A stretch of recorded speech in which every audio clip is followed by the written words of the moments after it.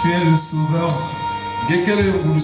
du monde et le sauveur de nos âmes. C'est toi, Seigneur. Et quand tu sauveras les autres, quand tu béniras les autres, bénis-nous aussi, Seigneur. Sauve-nous aussi, Seigneur.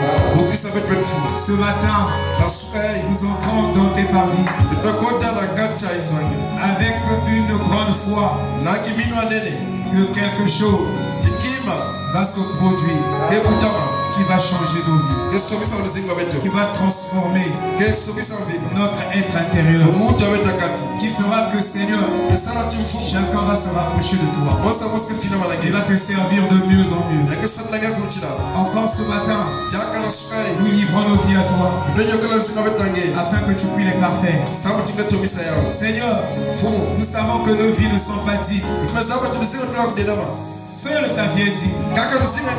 Si ta vie ne s'ingère pas dans la chair, nous sommes un échec total.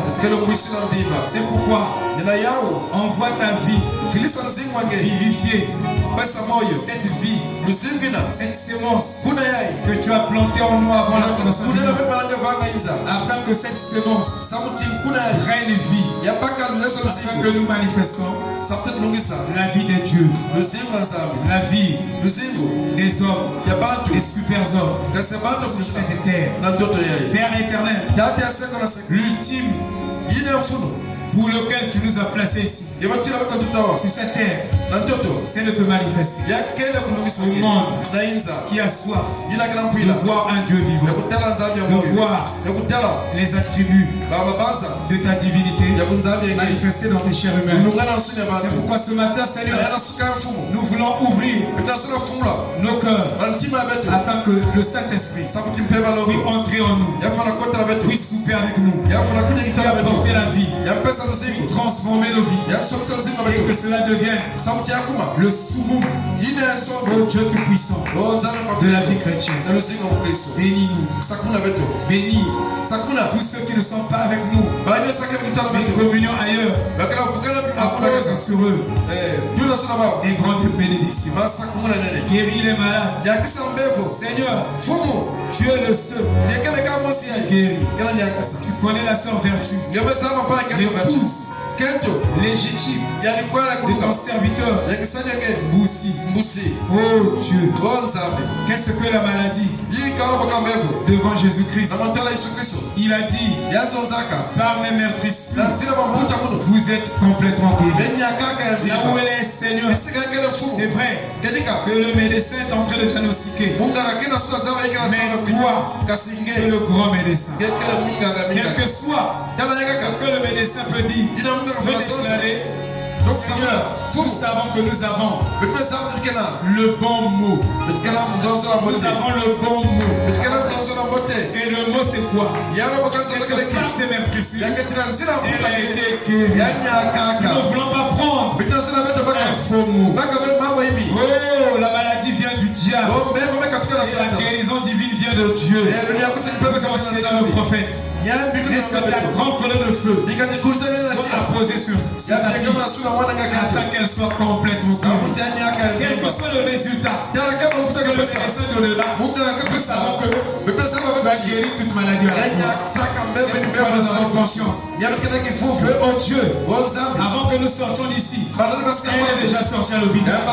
Que toute la gloire te revienne. Guéris les malades parmi nous. Tous ceux qui sont malades soient complètement guéris. Et Seigneur, nous savons que même si la mort est hasardée de rentrer dans ta présence, cette mort deviendra la vie. Que dans ta présence, il n'y a que la vie, il n'y a que la paix, il n'y a que la puissance. Bénis-nous au travers de la parole. Écarte-nous. Ne nous laisse pas dire quelque chose qui ne devrait pas être dit. Seigneur, nous voulons dire des choses qui vont édifier, qui vont fortifier, qui va élever, qui fera croître les âmes. C'est tout ce que nous voulons, Seigneur. Le reste, nous n'en voulons pas, Seigneur. Et donne-nous les bons mots, les mots inspirés qui viennent de toi. Dans le nom de Jésus-Christ. Amen. Amen. Amen.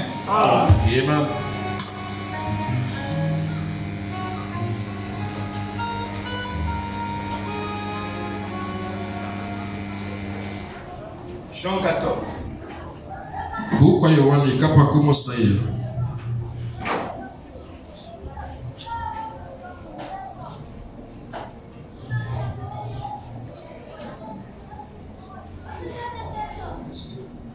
Eno kukira Mungu.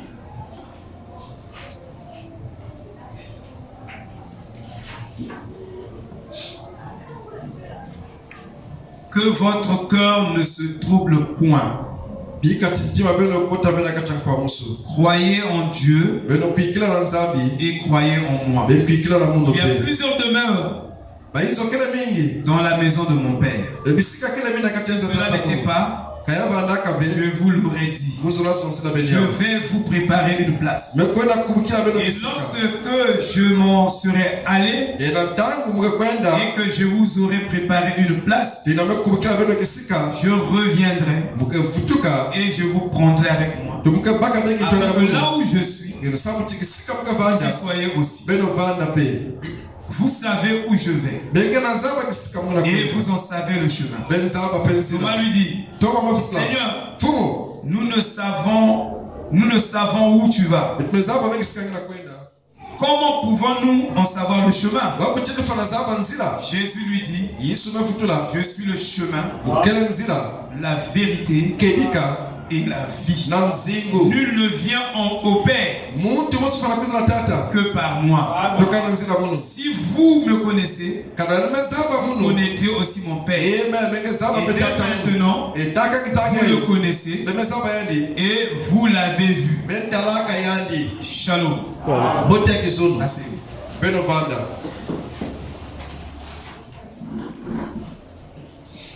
Que le Seigneur Jésus-Christ vous bénisse encore richement. Que le Seigneur Jésus-Christ vous bénisse encore richement. Je crois que nous ne sommes pas dans une morgue, mais nous sommes dans la maison de l'Éternel. Et dans la maison de l'Éternel, il y a la joie et il y a la paix. Parce que nous sommes en face de la résurrection. Il est celui qui ressuscite les morts. Amen. Il est celui-là qui a ressuscité Lazare, qui était déjà dans la décomposition pendant 4 jours. Mais il s'est pointé devant la tombe de Lazare. Il a dit, ôtez-moi l'incrédulité. Ôtez la pierre. Et il a prononcé la parole. Il a dit, Lazare sort. Il n'a pas fait un gros discours. Tout un projet de société. Lazare sort. Et ces mots suffisaient. Lazare était debout. Et ce matin, il te dit, sors de la grave. Allez, tu dois vivre. Alléluia. Alors nous venons de lire une écriture sacrée. Cette écriture parle de la finalisation de la prédestination. La finalisation de la prédestination. Donc Jésus était en train de nous inviter à rentrer dans la révélation. Il a dit à Philippe, il a dit à Thomas, ça fait longtemps que je suis avec vous, vous ne me connaissez pas. Alors en ce moment-là, celui qui parlait, c'était le Père.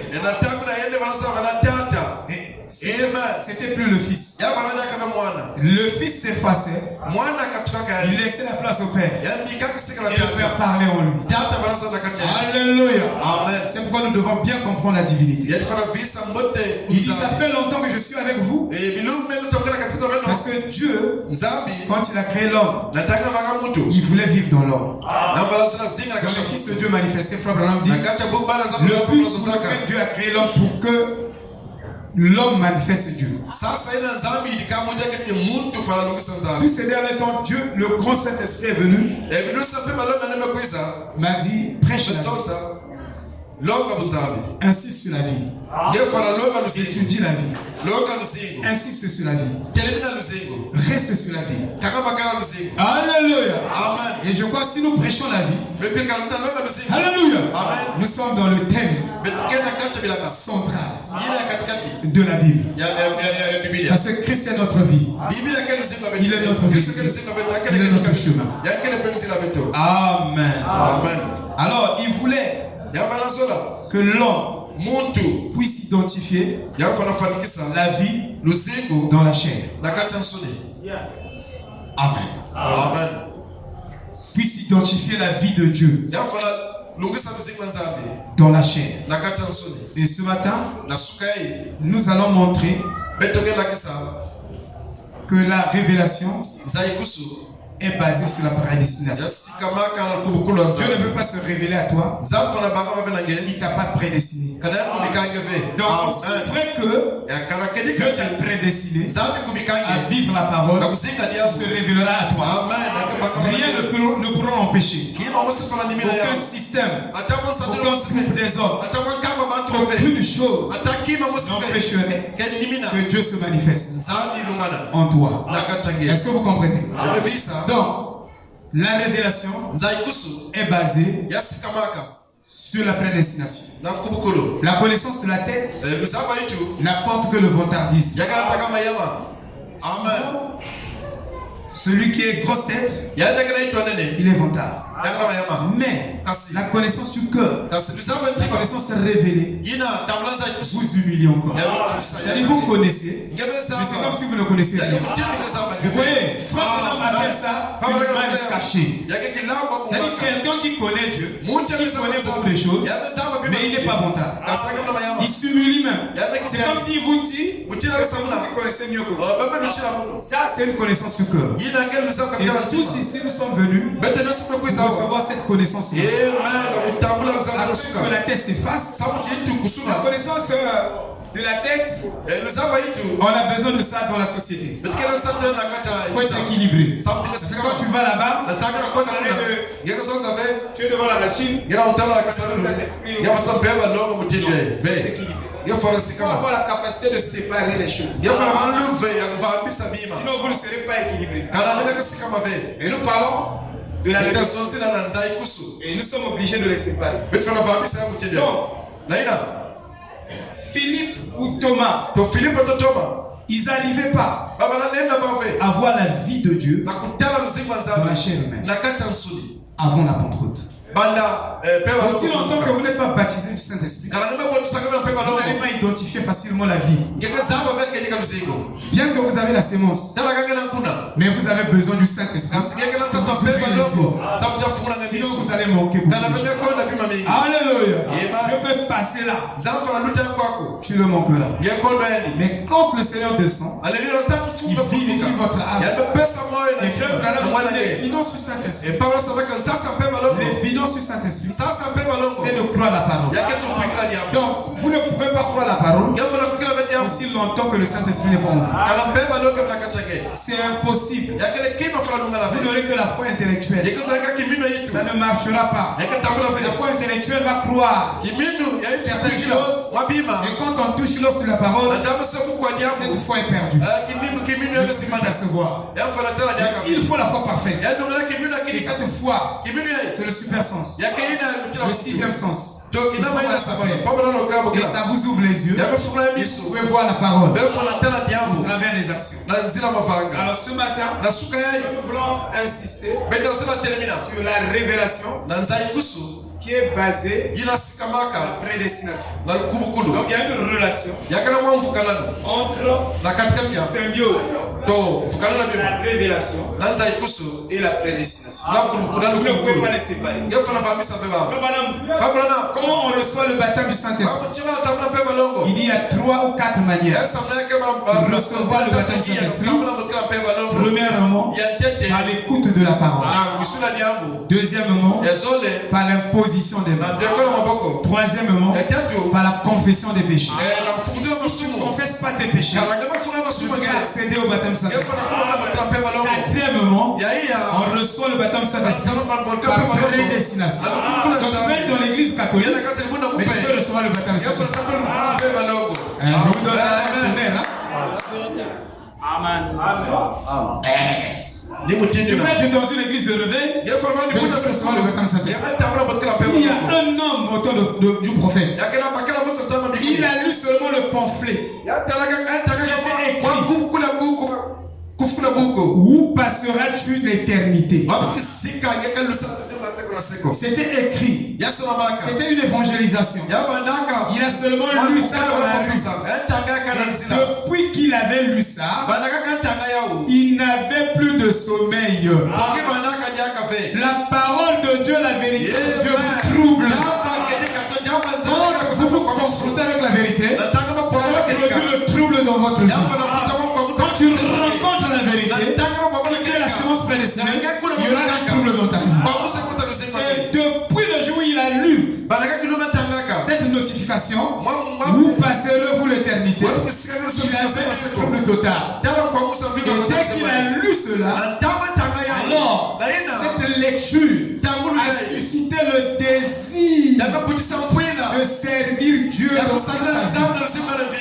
Le désir de chercher Dieu dans toute sa vie. Alors il est allé vers Billy Graham.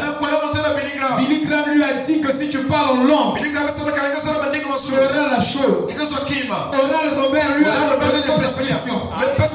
Il est allé de partout. Et cette soif ne s'est caché pas. Il a cherché de partout. Il y a certaines soifs en vous que vous ne devez pas les taire.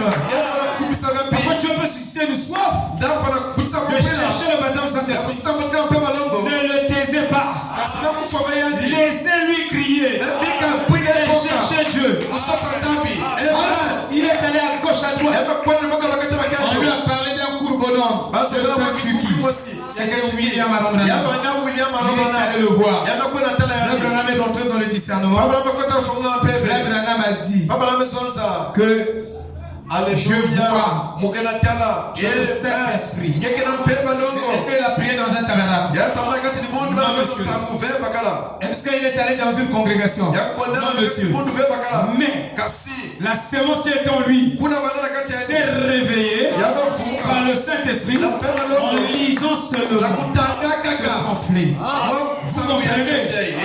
Alors, Frère Branham dans le discernement lui dit: je vois. Tu es le frère interne. Tu es allé voir tel pasteur. On a prié pour toi. On t'a oint d'huile. On t'a fait ceci. Et il dit: un jour, tel endroit, tu avais lu une publicité qui parlait de où passeras-tu l'éternité. Et depuis ce jour, tu as reçu et il a dit: oh Seigneur, donc ça fait tout ce temps que j'ai fait là, j'avais pour moi le Saint-Esprit. Il a eu le désir de servir. Amen. Amen. Quand vous avez le désir de servir Dieu, vous êtes sur la direction, sur la voie. Alors nous allons étudier cela. Nous allons parler de la vie. Parce que c'est la révélation qui supplante la parole écrite. Quand vous avez la révélation, vous vivez la parole. Et vous posez des actes sont écrits dans la Bible sans que vous ne vous rendez compte. Vous posez des actes qui se trouvent dans le message sans que vous ne vous rendez compte. Vous n'avez pas lu une écriture, mais vous êtes devenu une écriture. Parce que vous savez, il y a beaucoup de décisions dans ma marche que j'ai prises. Je n'avais pas lu le prophète. Je n'avais pas lu la Bible. J'ai agi selon la conduite. Dieu m'a permis que je regarde ça dans la Bible. Dieu m'a permis que je regarde ça avec le prophète. Donc, vous devez insister sur le baptême du Saint-Esprit. Vous avez le Saint-Esprit. Vous avez le ticket du ciel. C'est très important, frère. Donc, nous allons parler de la vie, de la prédestination, en rapport avec la révélation. Dieu, quand il a créé l'homme, il lui a donné le libre arbitre. Et Dieu l'a créé dans la création originale. Il a créé Adam. Si vous voulez, il a formé Adam. Mais en Adam, il y avait Ève. Et Dieu a dit: il n'est pas bon que l'homme soit seul. Parce que toutes les espèces étaient mâles femelles. Mâles femelles. Sauf Adam, vous connaissez ça. Vous voyez? Et Dieu donc va tirer la 13e côte d'Adam pour en faire Ève. Et quand Dieu fabrique Ève, excusez-moi le terme, c'est un peu trop pointu. Mais quand Dieu forme Ève à partir de la terre qui était déjà ici, alors Dieu place Adam et Ève dans une condition d'égalité. C'était ça la première alliance. Dans la première alliance, la femme avait le droit à la parole. Elle pouvait prêcher. Mais quand le diable est rentré en scène, dans le serpent a séduit Ève. Très bien. Le diable l'a séduit. Le diable ne l'a pas violée. C'est juste. Et trop souvent on ne viole pas. C'est des cas rares. Mais regardez, il y a une différence entre violer et séduire. Parce que quelque part, pour te séduire, on doit te tromper d'abord. On ne peut pas se séduire si on ne te trompe pas. Donc le diable a trompé Ève. En le trompant, il a eu. Et en ce moment-là, Dieu a dit, je fais encore une deuxième alliance, une seconde alliance avec vous. Cette fois-ci, c'est avec le sexe. Et dans cette alliance, la deuxième, Ève n'a pas le droit de prendre la parole. La femme ne peut pas prendre la parole devant l'homme. Ça, c'est la deuxième alliance. Amen. Amen. Vous surveillez. Alors, en ce moment, l'homme est le chef de la femme.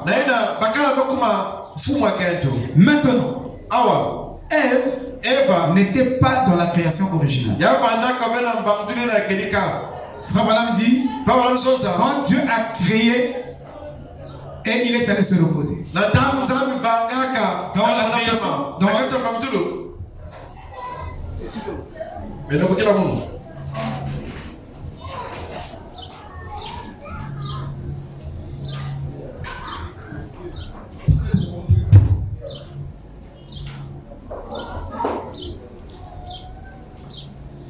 excusez-moi.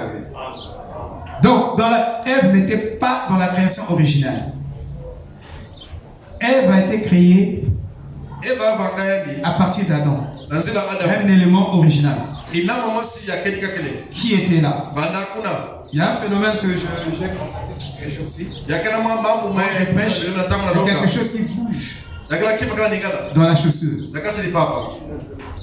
Je ne sais pas. Je suis en train de regarder. Mais toi, bouge. Je ne sais pas si c'est l'onction. Il s'insiste. C'est comme si quelque chose est dans les chaussures. Tout de suite là, il vient de m'aider. Il a enlevé les doigts comme tu lui une bougie. C'est le diable. Ou c'est le Saint-Esprit? Quoi, il m'attaque? Je ne sais pas. Oui, ça continue. Comment ça continue de bouger? Amen. Amen. Moi je pensais que c'était un verre de terre où je ne sais pas quelque chose qui s'est fignolé. En tout cas, j'ai enlevé tout de suite. Je n'ai plus de chaussures. Même pas les débats. Mais ça continue à faire la même chose. Amen. Amen. Ça continue. Bon. J'espère que c'est l'onction.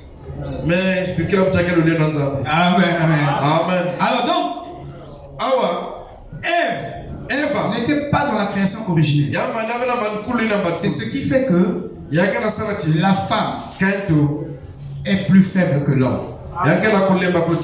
Et l'homme est plus fort que la femme. C'est pourquoi l'homme doit aider forcément la femme. Et c'est difficile que l'homme aide la femme. Mais l'homme arrivera parce que Dieu l'a donné le droit de naissance. Et l'homme va souffrir pour aider la femme. Autrement dit, Jésus va souffrir pour aider l'église. L'église est têtue. Mais il arrivera. Parce que c'est l'os de ses os, la chair de sa chair. Il finira par arriver. Alléluia. Et nous les hommes, nous devons avoir suffisamment de mépris pour supporter nos femmes. Qui peut dire amen? Amen. Il ne faut pas tout détruire. Il faut comprendre. Ce n'était pas dans la création originale. Et c'est tout à fait logique. Alléluia. Qu'elle soit têtue. Comme la mère Ève. Amen. Il y a même des pasteurs qui sont en colère. Il dit qu'il y a des démons qui sortent avec les boulets. Non, tu ne peux pas. La Bible dit celui qui est sa femme et sa propre chair Donc, tu ne peux pas taper toi-même. Je n'ai jamais vu un homme qui commence à taper lui-même. À moins que tu sois envoûté. Sinon, un homme normal ne le fera pas. Du coup, tu ne peux pas taper ta femme. Amen. Alors, donc, elle n'était pas dans la création originelle. Parce que vous ne parlerez pas de la prédestination sans parler de la chute. Vous savez, la grâce que nous avons ici, c'est que nous ne sommes pas hors sujet. Donc, parler de la prédestination, c'est parler de la chute. La chute est venue de par la femme. Vous voyez? Et Frère Branham me dit qu'il n'y a pas un animal qui soit immoral comme la femme. Vous ne trouverez jamais un animal comme ça. Moi, j'ai élevé les chiens. Je vous dis qu'on l'appelle chien prostituée. On l'appelle même la chaîne prostituée. Le cochon prostitué. Non, il n'y a pas un cochon immoral. Il n'y a pas une chaîne immorale. Ça, c'est Frère Branham qui vient redresser ces choses. Sans le prophète, on ne connaîtra jamais rien. Et on va se tromper sur beaucoup de choses. Vous voyez? Amen. Il n'y a pas dans la nature quelque chose qui soit immoral comme la femme. Elle est faite pour tromper et pour être trompée. Et celui qui l'a façonné, qui l'a créé, qui l'a concepté. Donc en fait c'est le diable qui a eu la conception de la femme. Dieu a façonné la femme. Le diable a conceptionné la femme. Et a travaillé sur la femme pour lui donner une forme qui séduit. Sinon au départ, avant la chute, la femme était debout. Et Frère Branham me dit, l'épouse du second Adam ne faillira jamais. Parce que cette épouse aura la révélation de la parole. Or, le diable, ce qu'il craint, c'est la révélation. Vous savez la révélation? Je pas révélation. Le diable peut vous piéger ici. Mais dès que vous arrivez, je vous dis, prends une autre trajectoire. Dans le diable, donc celui qui marche par la révélation s'échappe au piège de Satan. Et dans cette génération, si nous recevons le prophète, nous allons nous échapper à tous les pièges de Satan dans cette génération. Il a dit l'épouse du second Adam ne faillira jamais et ne sera jamais séduite.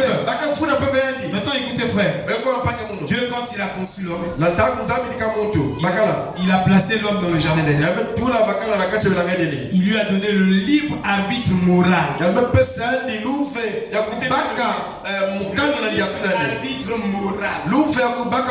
moral.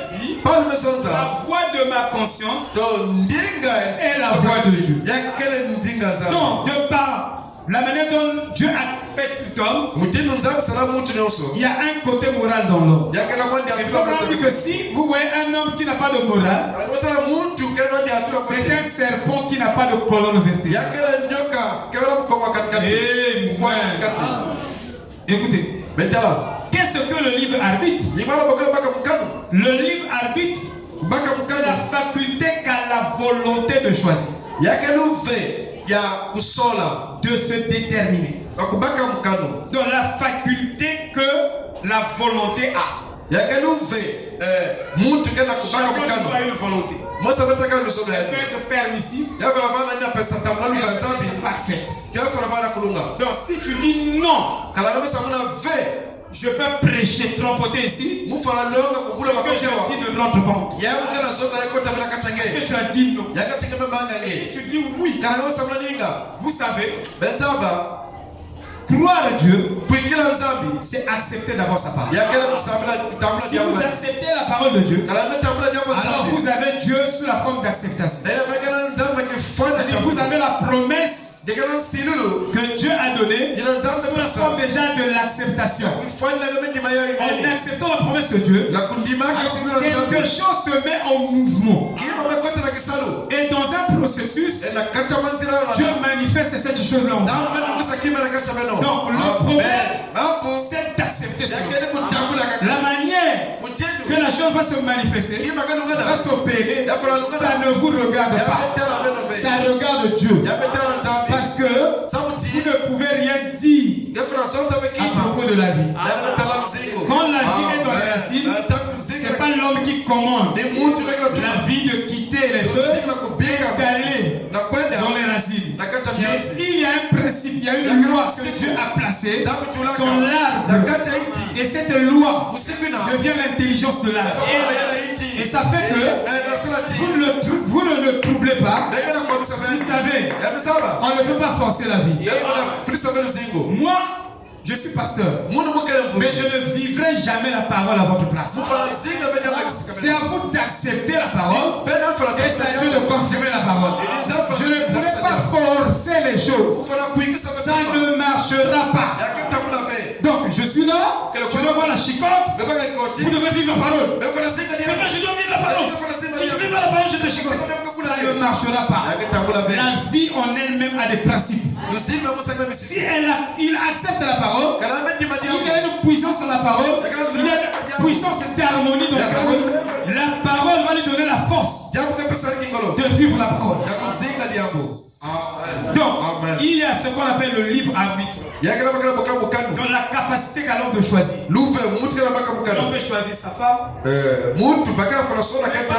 À l'homme. Plutôt au pasteur. Ou à l'église. De te choisir une femme. Je dis à frère Chidéric. Moi je trouve que la femme qui convient ici. À toi. Quelle sorte? Non. Il a le libre arbitre moral. Donc tel qu'il est là, Dieu a écrit le choix de son conjoint dans son ADN. Savez-vous que même l'intelligence est façonnée par deux choses? L'intelligence de quelqu'un par l'ADN de la personne, parce que nous allons parler de la biologie, par l'ADN de la personne et l'environnement dans lequel la personne évolue. Ces deux choses déterminent pour déterminer l'intelligence de son cerveau ou les capacités que le cerveau peut produire.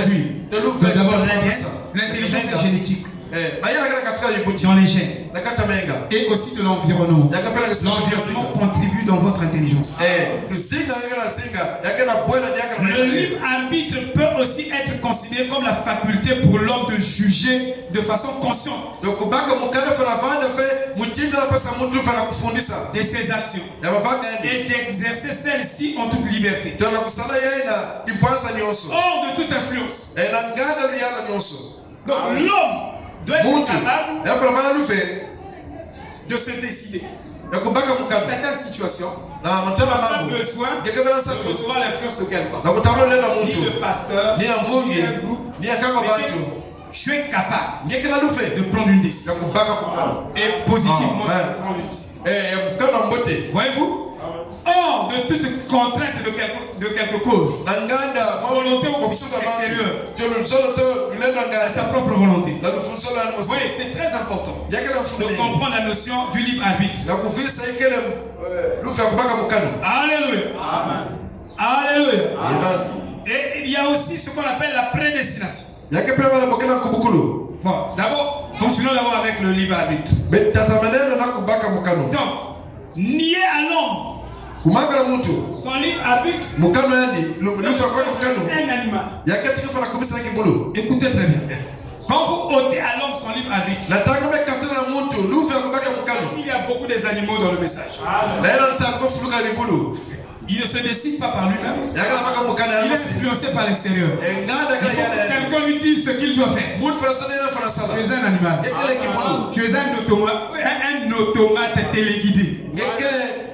L'homme est capable de par lui-même de prendre une décision. Selon son cœur. De suivre Jésus. De choisir une église. De choisir son épouse. Alléluia. C'est ça la vérité. Mais si Toi, pour te décider, tu as besoin du conseil. J'ai besoin de l'ancien intel. Pour me dire ce que je dois faire à propos. Non, ce n'est plus la révélation. Ce n'est plus la révélation. Parce que l'homme ne vous donnera jamais la révélation. Je suis ici, je prêche. Je ne vous donne pas la révélation. Vous allez dire, mais arrête de prêcher. Non. Je prêche, je prêche, je prêche, je prêche, et Dieu vous donne la révélation sur ce que je prêche. C'est comme ça que ça se passe. Vous devez comprendre comment les choses fonctionnent. Amen. C'est pourquoi je dis, vous devez être équilibré. Il dit, le libre arbitre, nous trouvons dans les Écritures, dans la Bible, dans le message, s'appelle aussi concept, ou une notion, ou un principe. Alléluia. Amen.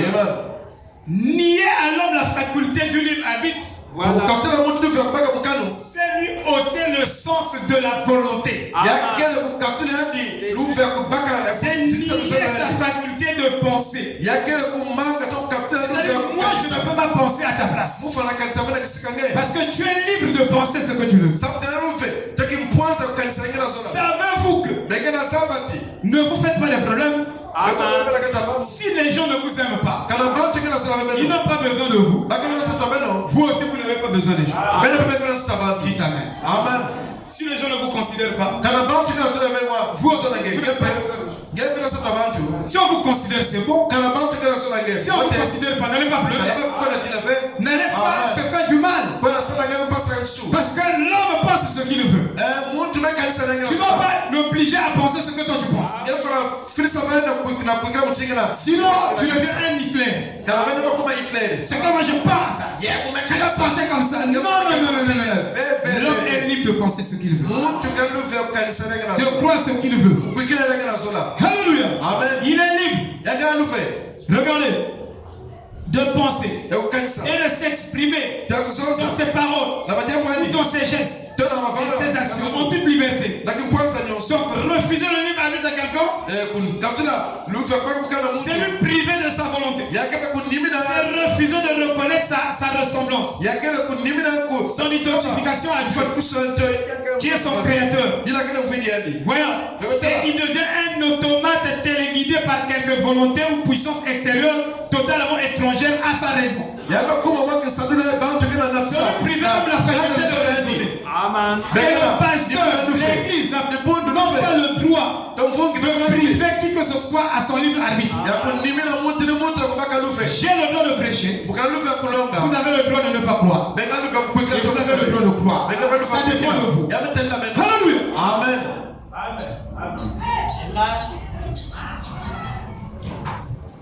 Donc la parole de Dieu, toute la Bible, nous enseigne que Dieu a créé l'homme libre. Blaise, que je fasse de mon prochain mon esclave. Et que lui soit le prisonnier de Christ. Moi aussi je sois le prisonnier de Christ. Dieu nous a créé libres. Qui peut dire amen à ça? Amen. Et qui dit choix dit aussi liberté de décision. Quand j'ai choisi ma femme, nombreux n'étaient pas d'accord. Beaucoup de frères, surtout. Mes parents. Mais beaucoup de bien-aimés, ils n'étaient pas d'accord. Tu as pris une femme chétive.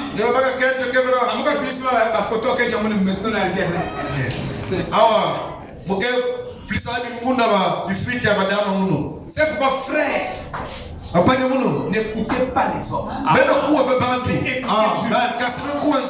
Sinon, dans votre vie, vous allez vous rendre compte un jour, vous avez choisi parce que un tel avait choisi. Vous avez fait parce que influencé négativement. Et vous n'avez pas accompli votre destin. Vous allez manquer au but ultime pour lequel vous Amen. on va te dire pourquoi Kevin tu n'étais pas Joseph. Tu devais être Joseph. Dieu t'a créé comme ça. T'a créé Boussi. T'a créé libre. Tu es toi-même. Alléluia. Amen. C'est ça la vérité, frère. Amen. Oh, que Dieu nous aide. Il y a ce que nous appelons aussi la prédestination. Je lis quelques citations et puis je vais rentrer. Paradoxe de 1963. Paradoxe 99. Vous êtes sur la même base qu'étaient Adam et Ève. Adam et Ève, vous n'êtes pas gentils. Pourquoi avez-vous mangé cette pomme? C'était pas la pomme. Ignorant. Vous savez, je suis un critique musical. Je suis un critique. Dieu m'a dit sans la critique, la science n'évolue pas. La science évolue sur la base de la critique. Même Dieu est critique. Ça, je vous dis la vérité. Certaines vérités scientifiques confirment. Adam et Ève, vous n'êtes pas Dieu t'a placé avec Adam et Ève sur la même base. Amen. Écoutez ce que le prophète dit. Vous êtes sur la même base qu'étaient Adam et Ève. Si Dieu vous plaçait sur une autre base, ce serait injuste à l'égard d'Adam et Ève. Devant chaque Adam et Ève, ce soir est placé le vrai et le faux. Vous avez le choix. Vous pouvez choisir la parole de Dieu ou la mettre de côté. Vous pouvez choisir la parole de Dieu ou choisir ce que disent vos credos dénominationnels. Donc, une mauvaise interprétation de la parole. Ce que la parole ne dit pas, vous le dites.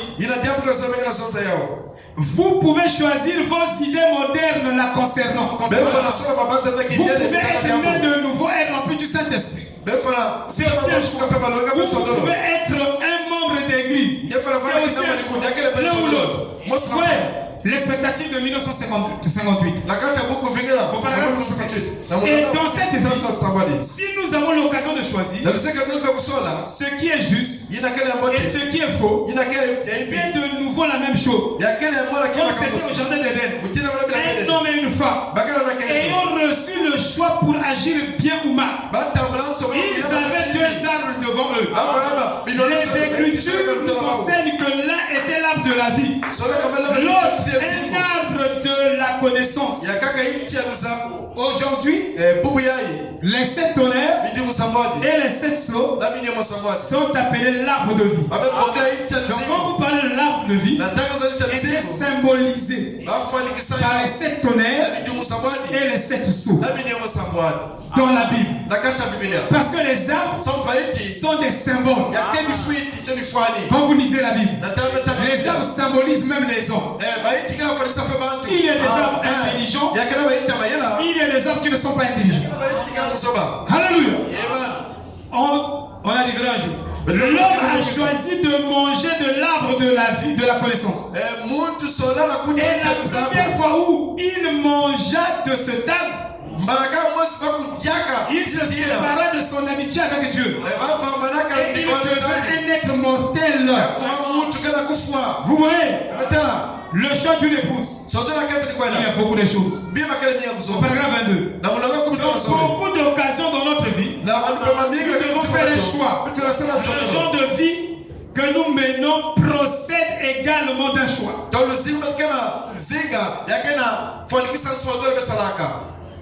La culture, ça dépend d'un choix.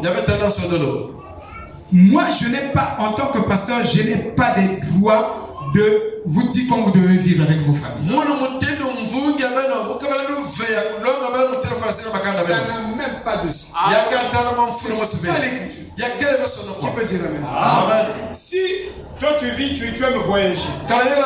davantage que toi. Si ta femme aime les voyages, satisfais-la. Amen. Amen. Frère Branham dit, un homme peut offrir même on appelle ça un collier à sa femme. Pas des chemins qui nous je ne sais pas comment. Parce que ça là, les colliers sont bibliques. Hein? Ça là, ça signifie les vertus. Et l'homme peut donner ça à sa femme. Mais ne faites pas comme les païens. Parce que vous écoutez les talismans. Les talismans, même le gourmet là. On travaille sur ça, c'est les talismans. Et même les chaînettes, c'est les talismans. Et là, chaînette, mais et quand tu portes ça, tu as beaucoup des émanations autour de toi. Et l'homme qui te regarde, te trouve joli, et séduit. Et tu entraînes des gens où on en fait. Il y a beaucoup de choses. Il y a comme une puissance qui t'envoûte.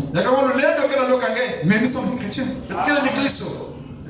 Le genre de vie que vous menez procède de votre choix. Nous avons la liberté de choisir notre propre route. Et nous avons la liberté aussi de choisir notre groupe. Nous avons la liberté de choisir nos amis. Et quand les enfants ne sont pas à l'âge de distinguer le bien et le mal, ce sont les parents qui doivent choisir pour les enfants. Parce que vous savez que l'enfant là va influencer mauvaisement votre fils ou votre fille. Écartez l'enfant dans cette atmosphère générale. Ah, elle va plus s'amuser avec l'enfant là. L'enfant là va témoigner. Vous voyez? Donc c'est à vous de choisir. Et aussi longtemps que les enfants sont encore chez vous et que leurs pieds sont sous vos tables, les enfants n'ont pas le dernier mot dans ce qu'ils vivent. C'est les parents qui doivent décider pour eux. C'est comme quand une jeune fille est dans la maison de son père. Si la jeune fille fait un choix et que son père dit non, alors le choix là est annulé. Mais quand la fille est mariée avec son mari, alors il est dégagé de l'influence de son père. Et maintenant cette fois-ci, si son mari dit non, il ne peut pas le faire. Alléluia. Amen. Nous devons avoir l'équilibre, frère. Oh, que Dieu nous aide. Maintenant, parlons un peu. Oh, je ne veux pas toucher. Mais il n'y a pas de montre ici. C'est compliqué, les administrateurs. Voilà. Ça, c'est minime, ça. Hein?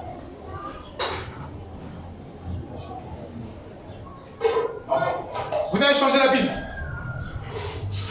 Mais il n'y a pas l'heure. Parce que maintenant, c'est quelle heure? 11h. Bon, il est 11h. 11h moins 5. Oui. Bon, moi, si je suis ça, je vous emmène à 15h. Ça, je vous dis la vérité. Parce que dès que j'ai commencé ici, c'était déjà 10h. 10h30. Oh, là, on m'a laissé attendre. Oui. Hein? Réglez ça, sinon je vais tirer. Moi, je vais profiter. Mais il dit que je peux trouver des raisons. Non, comprenez, frère Jardin. Vous passez parce que tu as 17 ans. La prédestination. La théologie chrétienne définit ce que c'est que la prédestination. Prédestination simple qui est axée sur la fin dernière de la vie. Donc, la prédestination sur le destin de la personne. Tout le destin de la personne est dans sa prédestination. Ça part de la finalité. Des finalités de cette personne. Il dit la fin dernière de l'individu. Voyez, prédestination. Tu as été prédestiné à croire la fin de fin. Voilà. C'est une prédestination. Amen. Qu'il pleuve, qu'il neige.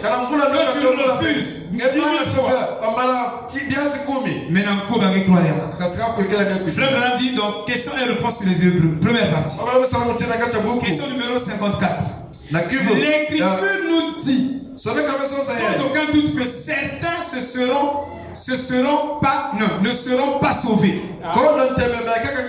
Par conséquent, c'est exact. L'Écriture nous dit qu'il y a des gens qui ont été préordonnés par Dieu pour être condamnés. Alors, les gens vont dire, mais comment Dieu a prédestiné d'autres personnes pour être sauvés et d'autres pour être condamnés? Donc Dieu est injuste? Non, Dieu n'est pas injuste. Écoutez ceci. Dieu n'est pas injuste. Je vais prendre un exemple courant. Un exemple courant. Dans la vie, hein? Regardez ceci.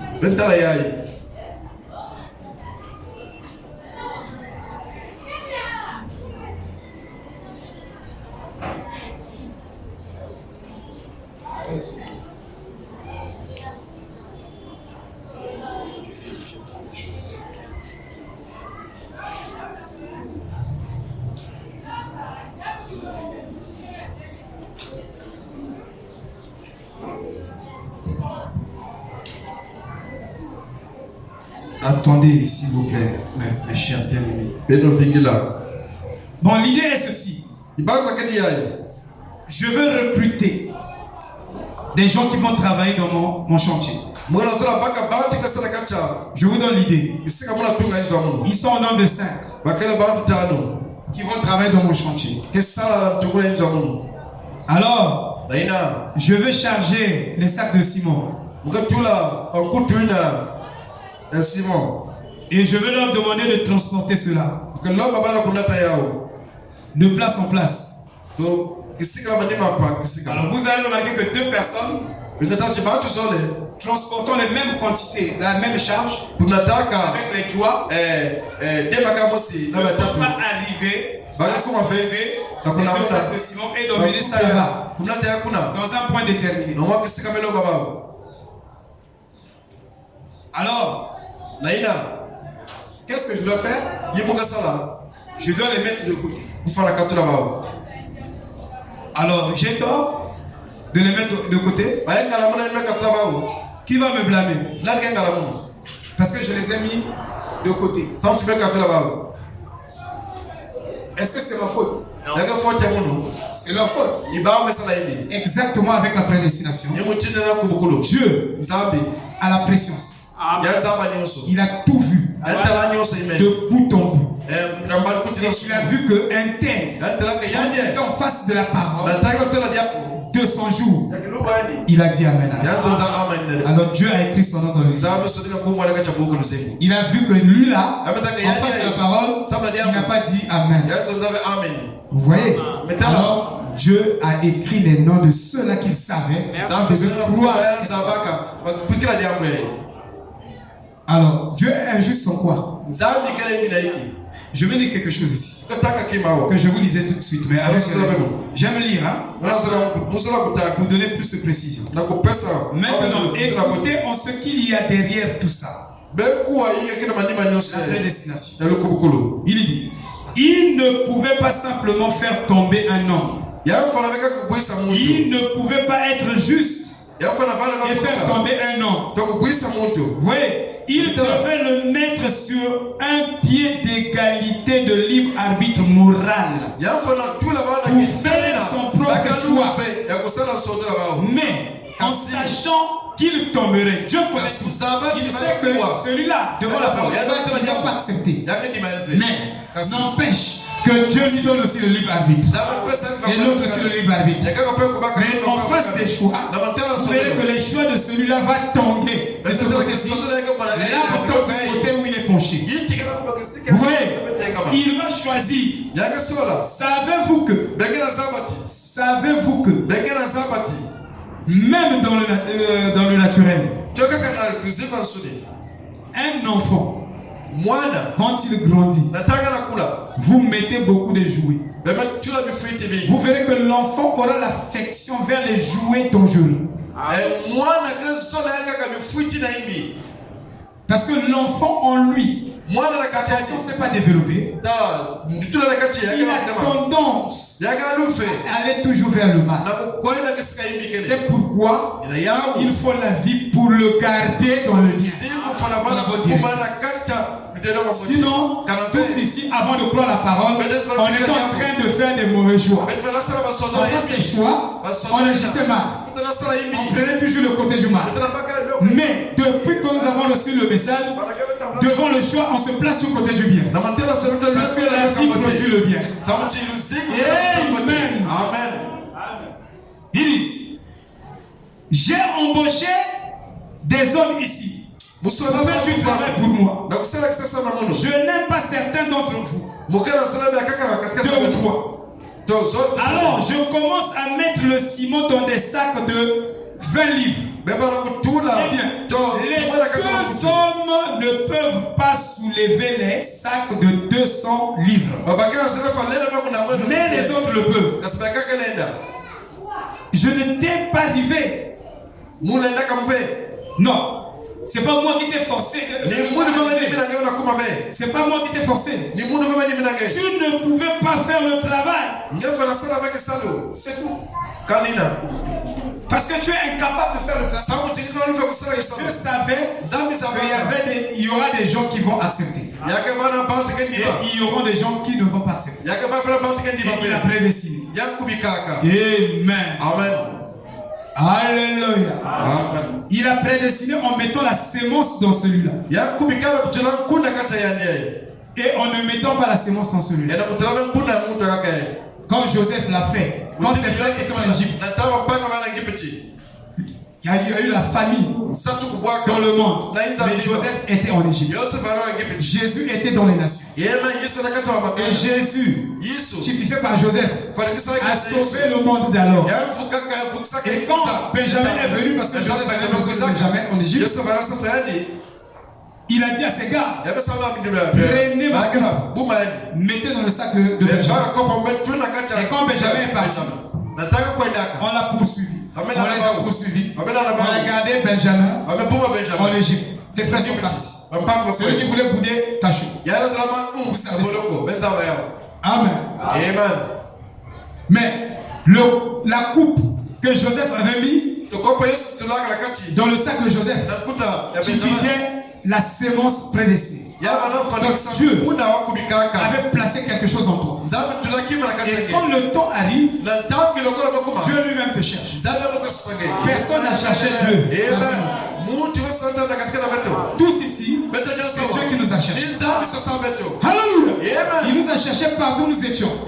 Si tu étais dans la dénomination, dans les bizingas, Dieu est venu te trouver là. Alléluia. Amen. Parce qu'il a mis quelque chose en toi. Et le temps arrivera où Dieu va te chercher. C'est pourquoi ne forcez pas les gens. S'il n'a rien, il n'a rien. On peut trompeter ici, on peut prêcher. La personne aura toujours tendance à aller vers le mal, à manifester le mal. Ça, je vous dis la vérité. Il aura toujours tendance. On peut forcer. Lui-même, il peut forcer. Il y a un investissement sans ça. Amen. C'est pourquoi quand on vient, nous devons bien comprendre la prédestination. Et Frère Branham me dit, le mot prédestination, c'est un mot profondément profond. C'est un mot hautement très élevé. C'est-à-dire c'est élevé, mais hautement élevé. C'est profond, mais très profond. C'est un mot profond. Et un mot profond doit être épuisé. Nous sommes dans l'âge où la parole de Dieu a épuisé la profondeur des mots. Même l'ombre, le négatif, s'efface. quand les tonnerres grondent. En fait, nous sommes dans l'âge où les symboles deviennent réalité. Nous sommes à l'âge de la réalité. Tous les symboles bibliques sont devenus réalité. Tous les ombres, les images, et toutes ces choses-là sont devenues réalité.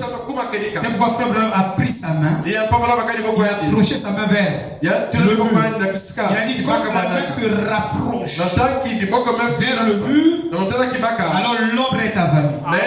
Alors le négatif est avalé. Nous sommes à l'âge où chaque vie doit entrer dans la plénitude du sang de Jésus. Et cette plénitude produit une paix qui surpasse toutes les paix du monde. Que tu aies de l'argent, que tu n'aies pas de l'argent, tu as la paix qui surpasse celui qui gagne des milliards.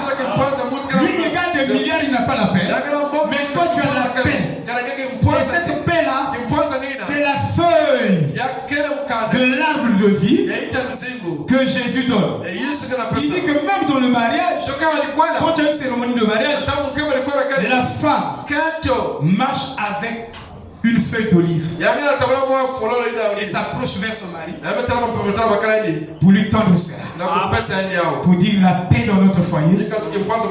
Et la paix typifie la jeunesse renouvelée. Autrement dit, la paix est associée à une jeunesse éternelle.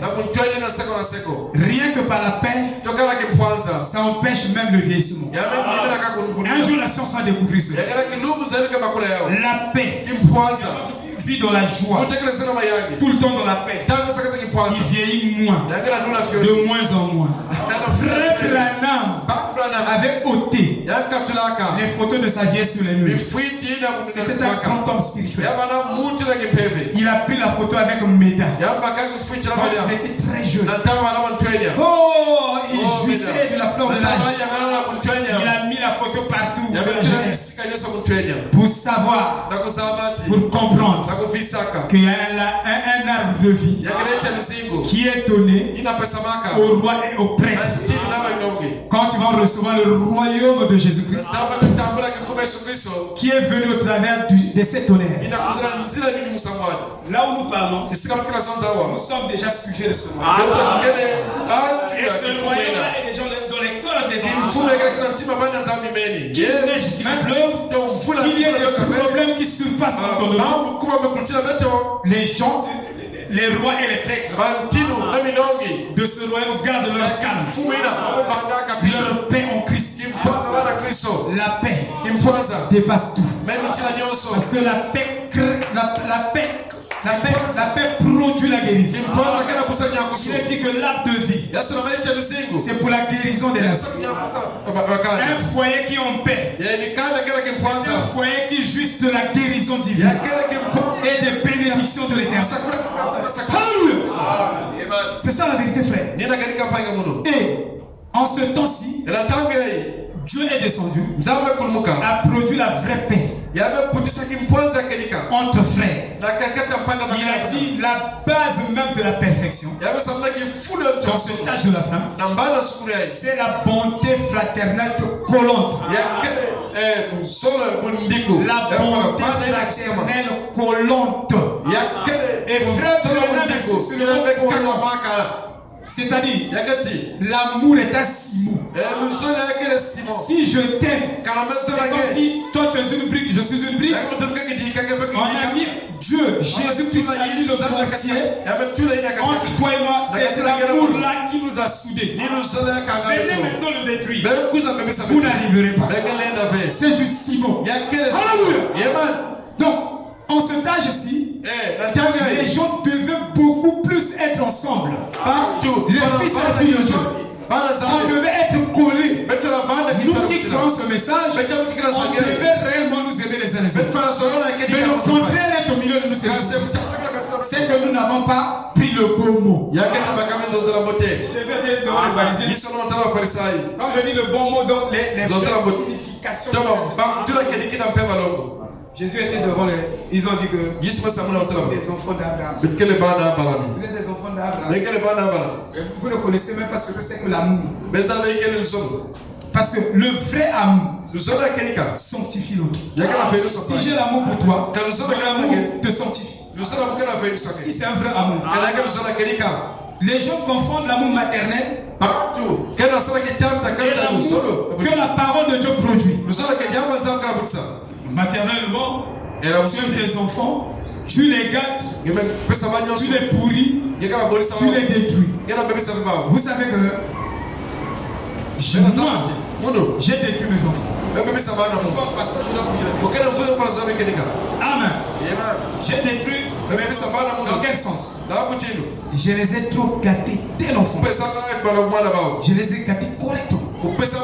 Tout ce qu'ils désiraient. Fais-le, téléphone. Oh, j'étais en train de les détruire. En réalité, les parents et les enfants doivent être élevés comme a été élevé les parents. Les parents. Si toi, à cet âge-ci, tu n'avais pas de téléphone, si tu n'avais pas de téléphone, à cet âge-ci, ne donne pas ton fils. Tu le détruis. Ça, je suis votre pasteur. Ils doivent passer par le même chemin que les parents. Vous croyez que vous faites bien, mais vous les gaspillez. Vous voyez?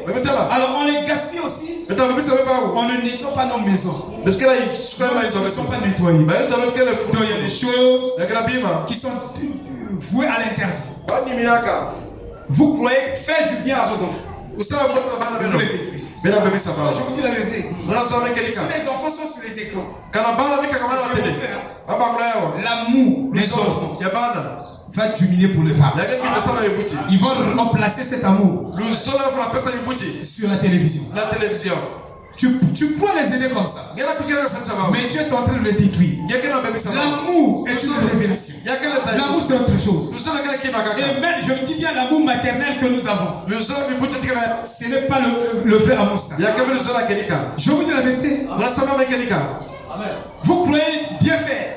Oh non, on fait ça pour qu'ils apprennent mais ils ne sont pas mûrs. Ils ne sont pas mûrs. Ils n'ont pas le discernement. Ils vont aller toujours vers le mal. J'ai dit qu'on va parler de la vie. Comme nous sommes seulement à 11h pile. Vous savez que ça va le suivre à 11h pile. Mais tu as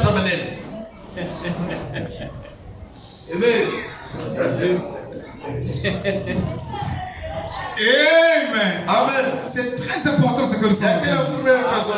On ne fait pas le nettoyage de nos maisons. On chasse l'ange. Il m'a dit que je ne viens pas chez toi. Tu es sale. Non, je m'ai dit. Enfin, l'ange ne te visite pas. Mais quand Dieu se tient loin de ta maison, c'est très dangereux. Amen. Il y a des maladies, il y a des catastrophes. Purifiez vos maisons. Amen. Amen. On a trop gâté nos enfants. Tout ce qu'ils disent, on est au garde de vous sur leurs caprices. Toutes les caprices. Même de l'enfer. Il y a des caprices de l'enfer. J'ai un personnage dans mon roman. J'espère qu'il n'y a pas Berthe ici. S'il y en a, vous me pardonnez. J'ai appelé le personnage à Berthe. Elle incarnait tous les caprices de l'enfer. Tu vas là-bas, caprice. Donc nous soumettons aux caprices de nos enfants. Non, ce sont nos enfants qui nous élèvent. Alors nous devenons des papas bébés. Des papas bébés. On les gâte, on les gaspille. Cette fois-ci, j'ai pris la chicotte. Je me suis répété. C'est nous-mêmes qui avons pressé une direction.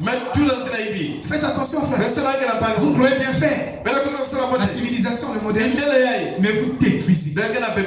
Un jour, que ce soit voyage, mais que ce soit enregistrement. Qui avait enregistré le serment du pasteur sur la destruction des enfants? Allez voir le diable bienvenu. Allez voir l'administrateur Kevin. Vous allez prendre la bande. On est en train de décrire.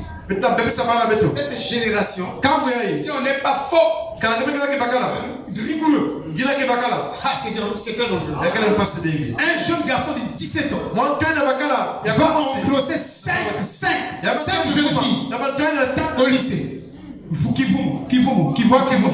Avant de se mettre castré. Il faut castrer le jeune homme là. Il faut le castrer. Ils ont dit au même moment.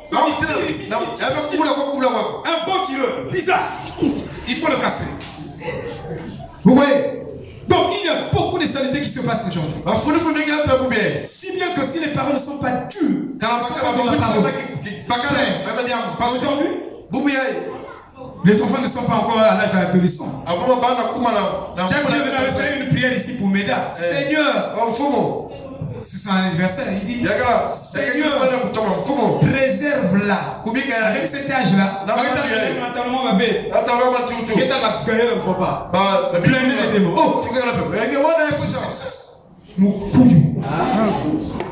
en enfer. C'est des petits enfants. Mais qui connaissent vraiment des bêtises. Ou pas des gens bourrés qui ne connaissent pas Dieu. Quelqu'un qui fait sa prière dit Seigneur, que ton sang le préserve dans son adolescence. Nos enfants se laissent téléguider, automatique. Il n'y a pas de libre arbitre moral. Amen. Amen. Je vais parler. Moi, j'ai encore le temps. Vous en faites pas. Amen. Amen. Je vais vous montrer quelque chose. Je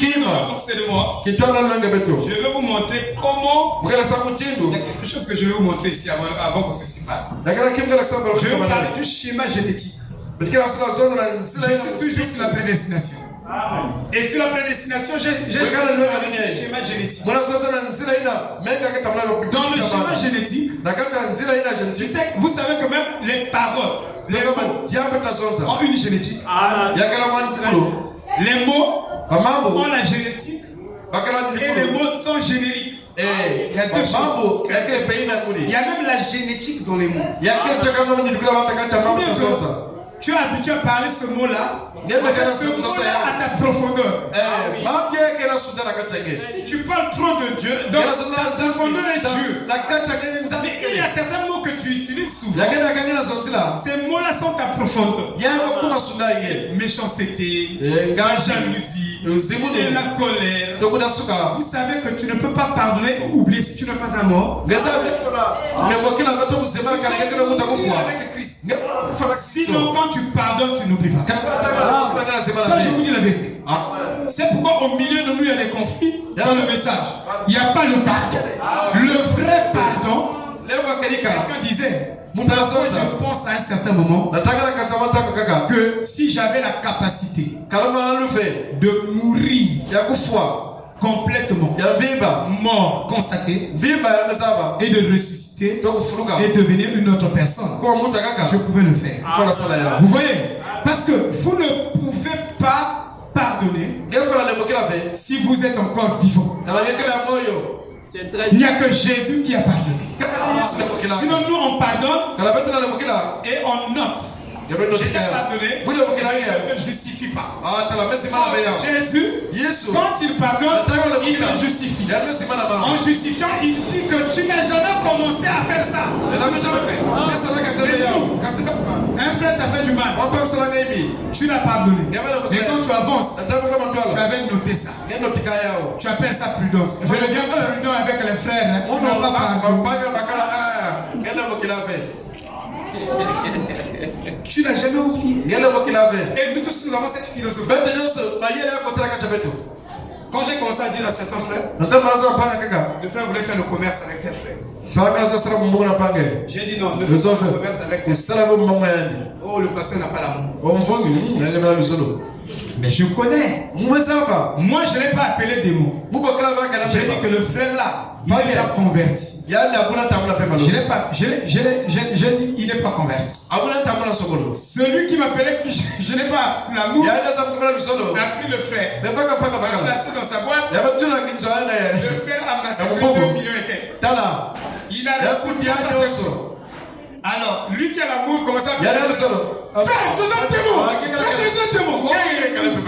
Entre moi et toi. Vous voyez? Mais moi je l'ai dit déjà, je ne l'ai pas converti. Vous voyez? Mais comme tu as beaucoup d'amour, plus que le pasteur, tu ne me donnes pas son amour. Mais il ne faut pas appeler les gens les démons. Pas appeler les gens les démons, ça c'est l'amour. Amen. Amen. C'est pourquoi on vous dit, quand vous voulez faire quelque chose, priez. Vous voulez vous confier à un frère, priez d'abord. Priez suffisamment. Parce qu'après, ça sera, les relations vont se gâter. Ah, si vous avez salvé, vous avez fait Kamada Fassé, mais pourquoi tu n'as pas d'abord consulté l'Éternel?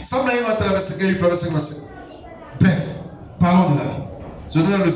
Alors, quand Jésus dit que dans la maison de mon père, il y a plusieurs demeures.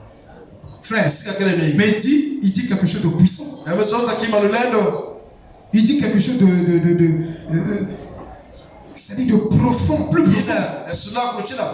Il montre ici à Thomas que la vie n'est pas visible. Mais la vie peut prendre n'importe quelle forme. Vous voyez? Et la vie peut enjamber une série des étapes. Enjamber une série des étapes. Mais malgré l'enjambement des séries des étapes, cette vie-là ne change pas. C'est juste. Vous voyez? Amen. Et quand Dieu vous a prédestiné à être son fils ou sa fille, il y a des conditions tueuses sur la terre. Que ce soit les conditions, que ce soit la géographie, que ce soit le temps, rien ne peut modifier cette vie-là. La vie là, Dieu l'a fixée là. Et personne ne peut la modifier. Il a mis toute l'histoire, il a mis tout dans cette vie. Personne ne peut la modifier. Aucune condition ne peut la modifier. Le temps peut passer, la vie là est là. Quand tu crois pour toujours. Si je crois la parole, je verrai la gloire de Dieu.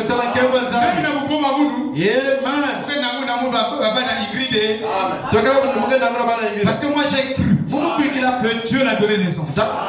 Donc, je ne veux pas tenter dans ma foi. Je vous ai dit, si la chose ne s'accomplit pas, parce que vous ne vous battez pas contre votre propre incrédulité. Et chacun est censé lutter contre l'incrédulité.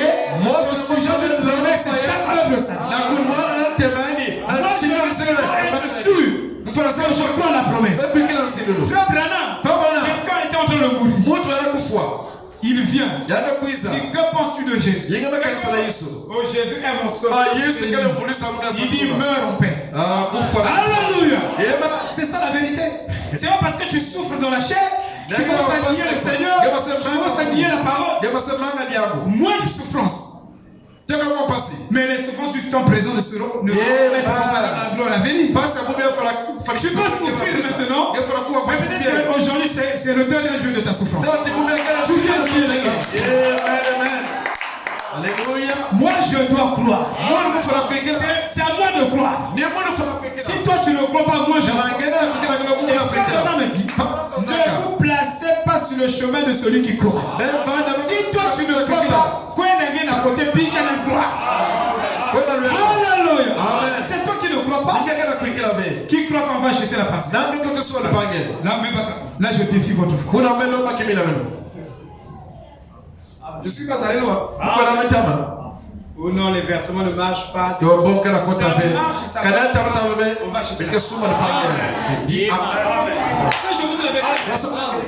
c'est la vérité absolue.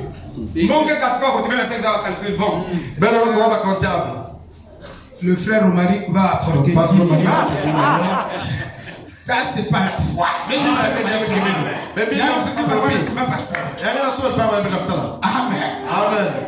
Dites Amen. Amen. Parce qu'on me dit que non, l'église pour évoluer, il faut beaucoup de gens. Non. Dans l'ADN, il y a des qualités, il y a des attributs qualitatifs. Et il y a des attributs quantitatifs. Amen. Et Dieu a prédestiné. Il y a une qualité de vie qu'un fils de Dieu prédestiné doit manifester. C'est-à-dire, on fasse une chose, tous les gens sont en train de tanker. Non. Mais en lui, son ADN. Vous savez que l'ADN crie. Amen. Il y a le cri de l'ADN. Ça crie. Ça parle. Comme le son d'Abel crier. Mais l'ADN est dans le son. La vie est dans le son. Je voulais expliquer le schéma. Tu parles de la prédestination. Il y a des gens qui sont prédestinés à manifester Dieu. C'est pourquoi vous devez comprendre le processus de la vie quand elle se manifeste. La vie a quelle couleur? La vie n'a pas de couleur. Qui peut aider la vie qui est dans la plante?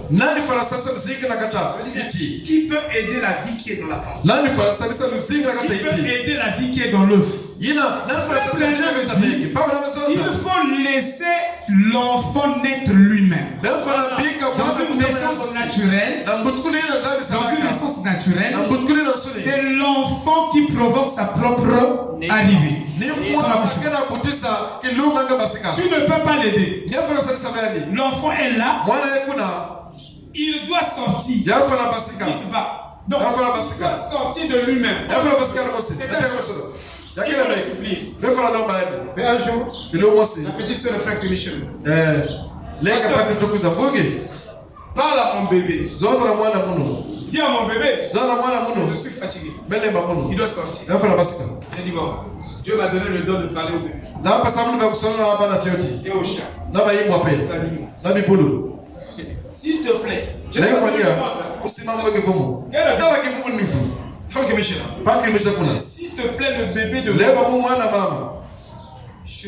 je te demande pas.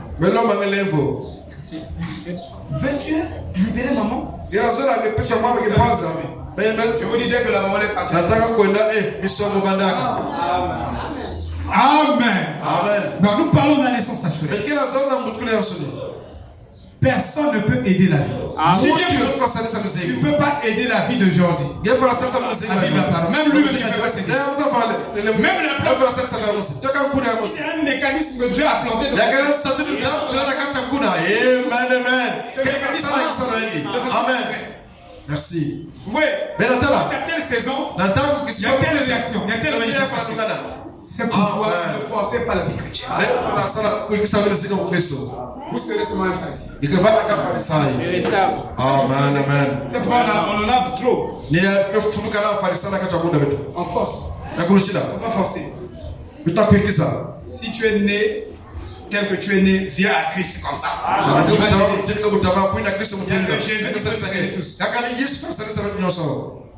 Qui peut dire Amen. Je vais dire quelque chose en rapport avec Jean 14.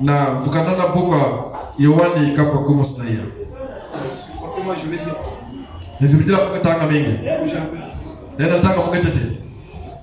Maintenant, nous réalisons, je parle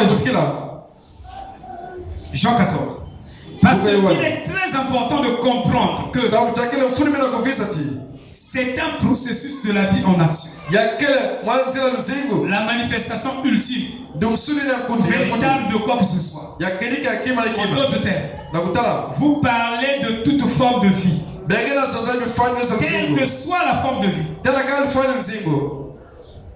elle est déjà en elle. Quelle que soit la forme de vie, elle est déjà en elle. La sémence produit son semblable. Si la sémence ne produit pas son semblable, alors vous avez contredit. Mais chaque sémence doit se reproduire selon son espèce. Une sémence de chat ne doit pas produire le chat. Donc si vous avez la vie de Dieu, elle manifestera Dieu. Donc moi mon problème, c'est d'avoir la vie de Dieu. Vous voyez, il dit, c'est déjà dans la source de vie. La source de vie elle-même. Et c'est cela seul qui serait responsable de la manifestation ultime. Qui est responsable de la manifestation de vie de Christ en nous, c'est la sémence Christ. C'est le Saint-Esprit qui est responsable de manifester Christ en nous. Alléluia. Quelles que soient les conditions que la sémence peut traverser, on a même démontré qu'il y a des semences. Vous les plantez, vous prenez un béton. La sémence va contourner le béton. Va commencer à faufiler. Jusqu'à ce qu'il va casser la terre. Et il va sortir. Alléluia. Donc, aucune personne ne peut t'étouffer à vivre là-bas. Parce que si tu es prédestiné, elle en toi, est une fille intelligente. Elle va continuer. Et le pasteur, et le diacre, et le sacerdoce, elle va flasher sur son soleil. Ça c'est la vérité de la parole.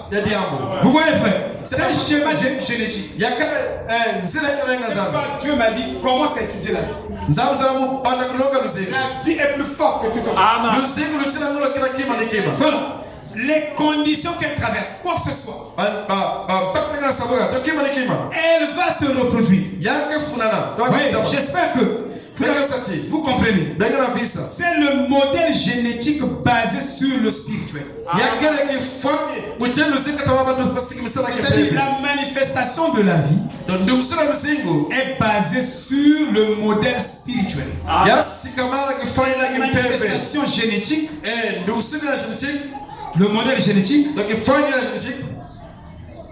Savez-vous que quand Jésus était devant la tombe de Lazare, Jésus a pleuré. Mais le Jésus qui pleurait, c'était Dieu lui-même. C'était Dieu le Père. Abraham dit Dieu a pleuré. Dieu qui a créé les cieux et la terre. Dieu pleure. Et ces créatures ne le croyaient pas. Et la résurrection. Dieu a pleuré à cause de notre incrédulité.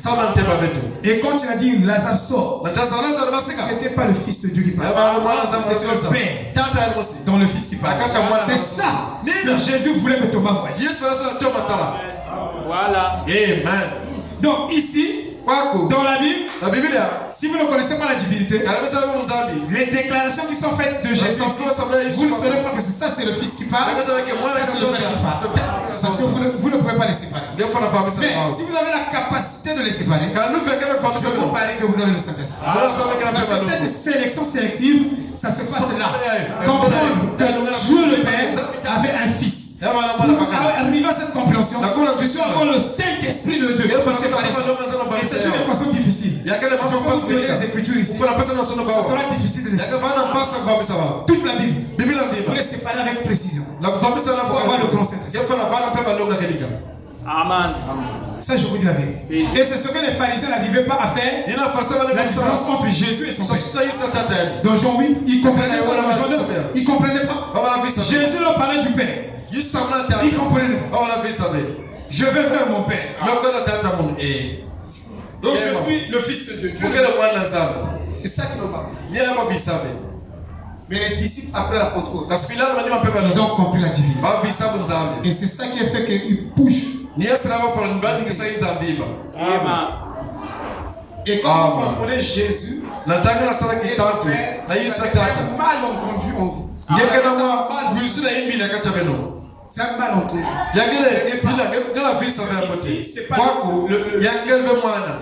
Ici, c'est le Père. Pangu ni tata. Vous ne comprenez pas les dispensations. Dekena Kristo ave mutiru mpemba na sana. Que Dieu nous aide. Zamu sabe. Voyez, De maintenant, nous parlons de la vie. betazana luzingo. Dans l'Odyssée de la vie. Na malko luzingo. L'Odyssée. Na malko luzingo. La vie est un voyage, une aventure. Luzingo ekele nzetolo. Je vais vous dire quelque chose Ukataka bekimawa. que j'ai tiré de l'Odyssée de la vie. Mubendaka na malko luzingo. À 3 mois, Na le corps du bébé atteint déjà le 220 pulsations par minute. Tonzuta mwana kena ntima yake na kula mutinde. Quand le bébé dans le ventre Natango mwana kata ntima, nakata kifumo. à 3 mois, Mekona ngona tatu. la maman respire 2 fois. Mama kama sapema mbala sole. Et pour elle et pour l'enfant. Nana yani nana mwana. Et la maman devient donc agitée à 3 mois. Mama mekuma nakata kwa musa ngona tatu. Dès que la maman Nataka mama kufukama. s'abaisse. Mefukama. Quand on fait ça, Mama mekona mutinde. le rythme cardiaque du bébé s'abaisse. Dala mutinde ntima mwana kafala mekita. Nakata kifumo. Nataka mekona. Frère, il dit, s'abaisse à 120 pulsations par minute. Yake la bula na mutinde. Mutinde nataka metrama. C'est 120. Nataka mekona. Ce qui est le double de sa mère. Une partie de la fumée que la maman absorbe parvient jusqu'au bébé. Les toxines traversent les filtres. Le placenta. Le fœtus est sensible au tabac. Un maman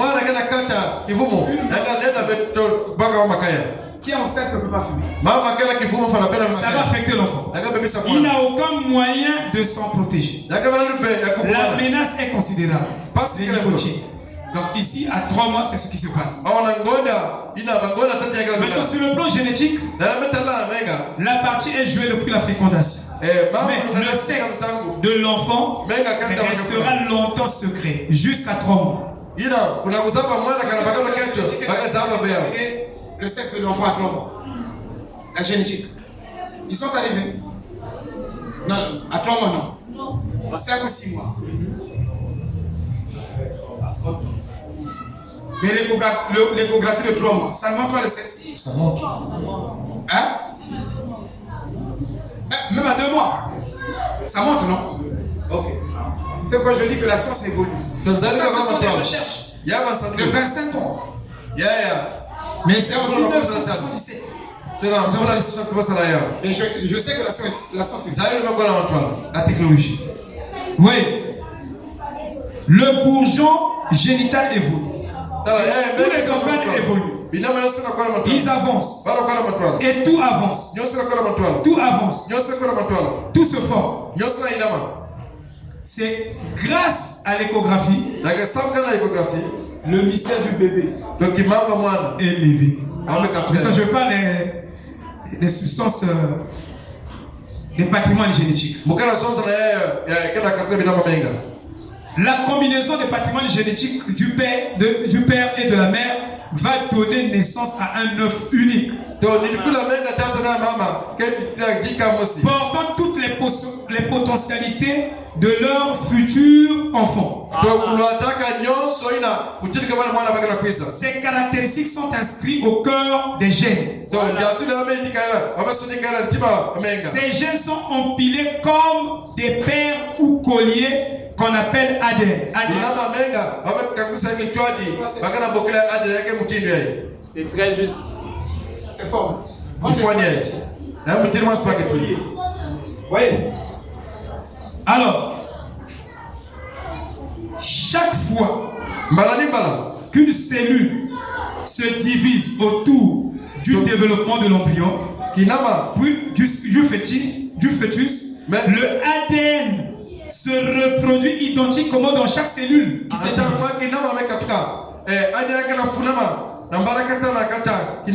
y a dans la division et la reproduction.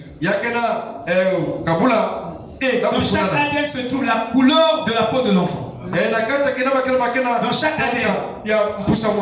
Dans chaque cellule. C'est la couleur de la peau de l'enfant. C'est pourquoi quand vous dites le blanc là est noir. Là aussi c'est noir. Avant que vous dites ici,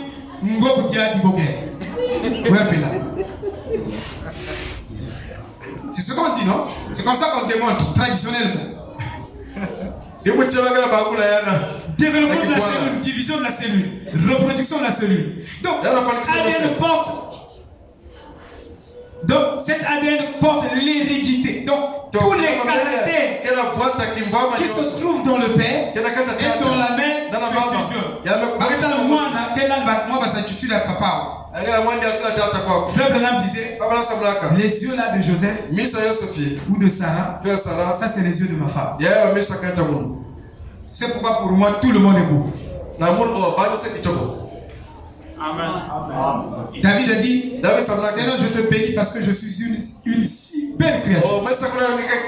Il n'y a pas de gens vilains. Vous n'êtes pas sûr. Mais Dieu l'a voulu ainsi. Qu'est-ce que vous voulez?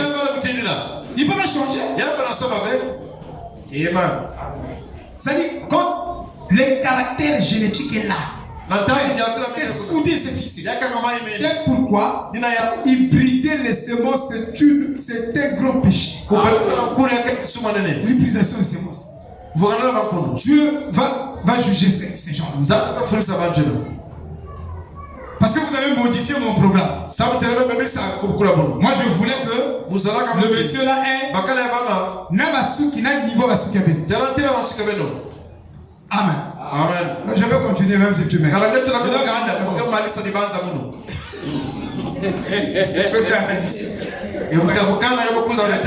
C'est bon.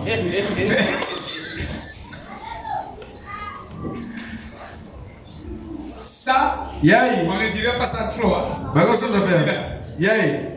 Parce que dans la parole, il faut expliquer les choses. Et c'est rare qu'on explique. C'est l'explication qui produit la compréhension. On est en train d'expliquer les couleurs de la peau de tes enfants. Ça, ici, on parle de vous. Donc, l'hérédité des parents est léguée aux enfants. Chacun ici est né avec un patrimoine génétique. C'est pourquoi le sang qui coule dans tes veines, c'est le sang de papa et maman. Et tu les renis, tu es un démon. C'est très juste. Tu ne peux pas renier ta mère.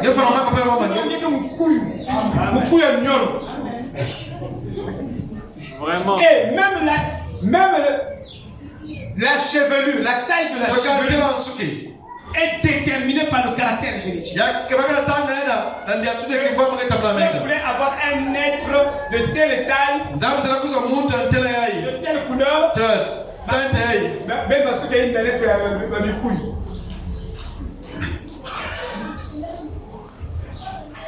Frère, vous combattez Dieu. Vous vous moquez de Dieu. Dieu, tu ne connais pas prière. Moi, je voulais avoir des choses. Tu vas me couper ma Bible avec un zazou.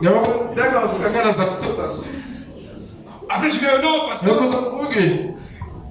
Je ne parle pas. Vous m'écoutez? Machin, tu m'écoutes? Il faut développer, il faut être naturel. Dio fara bana mutiru za msalange. Fanya kuna tu kwa basi kama ndela. Mwana. Kundele, ni basi soma depuis que tout le basi soma de français. Français va changer. Le mputi masoba. Je vais aller à la France. Quand je vais à Putain. Il y a pas mal tous les jours mais pas la France. Non, laissez ça frère. Bébé quand on va mono. La nature est Dieu. Inza kele nzambi. Si vous n'avez pas étudié la nature. Kalabe no kaba inza. Je travaille avec la nature. Nzambi kele sala inza. Il faut être naturel. Dia fara fara mutiru za msalange. Il préfère à Baba la mwa postiche. Oh, mais lui c'était des courants de vent. Là où dès qu'il arrivait gris. Il a mis un peu. Et il a dit il n'a pas dit ça au fond. Ça se dit. Donc c'est gris. C'est juste. Maintenant, Ben nous sommes qu'on a malade de Hiki. Beno a. Il y a ma soeur qui a fait. Mouga bana ko vérifier Ben. Depuis la Mona na kota pisa. Tachuna kima. Mutali basuka fusakele. Il y a un pasteur qui faisait ça. Alors vous voilà ça là. Il faisait avec des gens qui ont beaucoup écouté. Il ne faisait pas avec les nouveaux. Vous êtes censé connaître ce qui est juste. On va vous prêcher la vérité.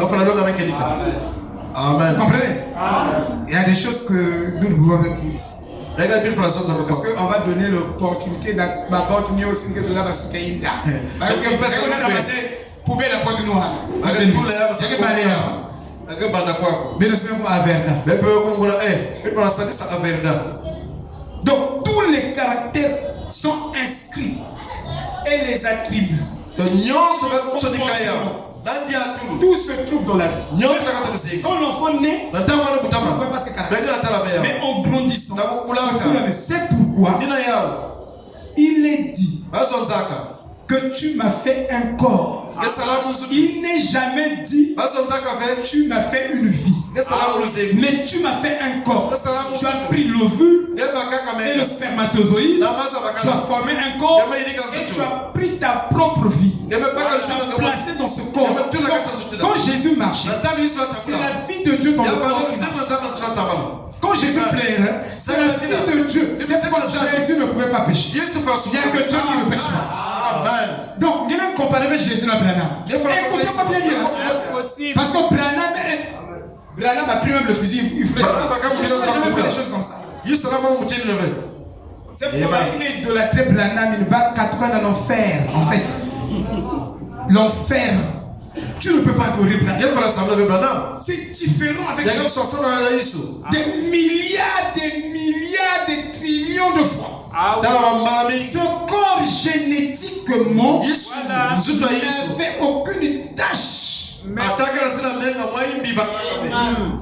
C'est correct. Un frère. Et quand Jésus était là, c'est la vie de Dieu en lui. Voilà. Et il y a des démons. Il y a des démons qui disent on baptise au nom de William Aron. On n'est pas envoûté. Il faut être envoûté pour le faire. On baptise au nom du Seigneur Jésus. Parce que lui, il n'a pas péché.